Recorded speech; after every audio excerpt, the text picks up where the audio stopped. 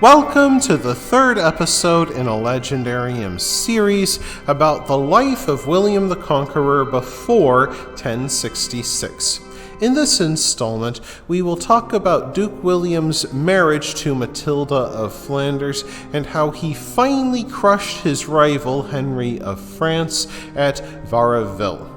By the year 1054, Duke William had firmly established himself as the Duke of Normandy at the age of 26. A Benedictine monk described the new duke as such. William, Duke of Normandy, never allowed himself to be deterred from any enterprise because of the labor it entailed. He was strong in body and tall in stature. He was moderate in drinking, for he deplored drunkenness in all men. In speech he was fluent and persuasive, being skilled at all times in making clear his will. He followed the Christian discipline in which he had been brought up from childhood, and whenever his health permitted, he regularly attended Christian worship each morning and at the celebration of Mass. At the Battle of Mortimer, he put the army of King Henry of France to flight, and negotiations had opened between the two sides. The details of the bargaining are lost, but by the end of 1055, Duke William had become reconciled to his feudal lord on terms advantageous to the Normans. In exchange for being confirmed as Duke and keeping lands he seized during the Civil Wars, William released all the French prisoners he took at the Battle of Mortimer. Yet William did not reconcile with the Counts of Anjou, and war resumed between the two sides. The fighting centered on the border county around Domfront, where Duke William garrisoned the strongholds of Montbarbet and Ambrières. This created a fluid and combustible situation in which the great border families could easily change allegiance to Normandy or Anjou based on who appeared to be up or down. During this latest round of fighting, Duke William married. He needed every ally he could get, and during the Civil Wars, he had begun negotiations with Count Baldwin V of Flanders. To cement the alliance, Duke William agreed to marry Baldwin's daughter, Matilda of Flanders. Later lore claimed that the Duke seized Matilda at Mass and married her at sword point, but he likely had no need to do this. In any case, the real obstacle to Duke William's marriage lay in Rome. Pope Leo IX forbade the marriage on the grounds that William and Matilda were cousins 5 times removed, both being descended from Rollo the Viking. Yet Duke William needed the Flemish alliance more than he needed the Pope, so the marriage went ahead. The couple looked strange together, with the red-haired William standing more than 6 feet tall and his wife barely 5 feet in height. Yet they proved a stable couple, though probably not loving. Perhaps remembering the trouble his father caused by having illegitimate children, William never took any mistresses, remaining faithful to Matilda throughout his life.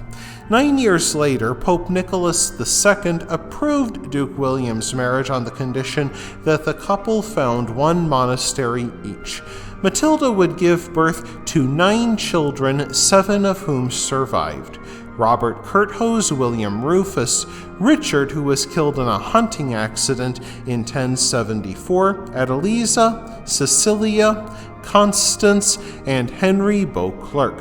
2 of their sons, William Rufus and Henry Beauclerc, would become kings of England, and 1, Robert Curthose, would become Duke of Normandy and fight on the First Crusade.